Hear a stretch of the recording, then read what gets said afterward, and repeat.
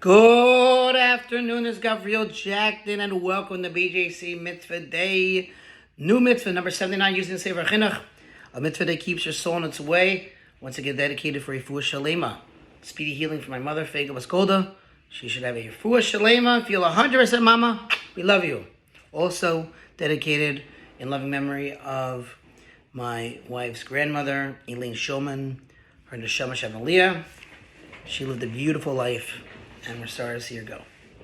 But we know that she's shining in Shemaim in heaven on her children and grandchildren and great-grandchildren.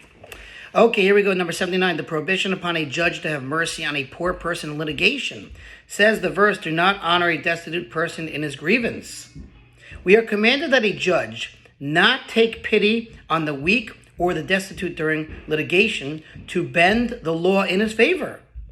Rather, he must adjudicate his case based on its true merits, not based on any compassion that the judge has for him. Instead of basing his judgment on compassion, the judge must equate his treatment of the rich and the poor, and regardless of the litigant's status, he must compel the liable party to pay what he's obligated. We are so commanded, as the verse states in Exodus, do not honor a destitute person in his grievance. This concept is repeated elsewhere in the Torah. As the verse states in Vayikra, Leviticus, you shall not commit a perversion of justice, you shall not favor the poor, etc. The verse goes on.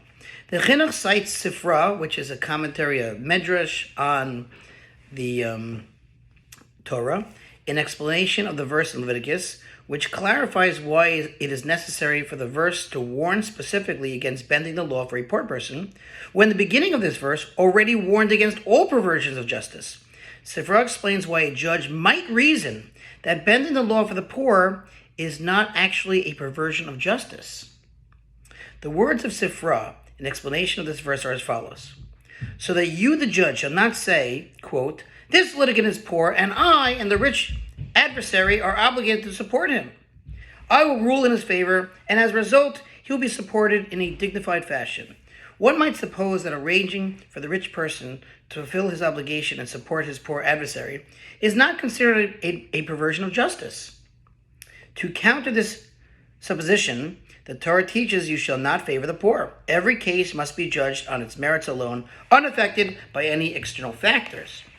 The underlying purpose of this mitzvah is well known, for logic dictates that equality in judgment is a fitting and proper thing.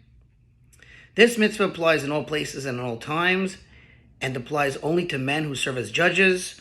One who transgresses this mitzvah and bends the law out of his compassion for the destitute litigant violates the command of the king, of God. However, this transgression does not carry the punishment of Malchus lashes because it does not involve an action. And Baruch Hashem, we are finished with that mitzvah. That was a short one. Thanks for listening. Sponsor feature mitzvah 36 of the world. Chag kosher v'smech to all of you. God willing, we'll see you Wednesday night. Love you.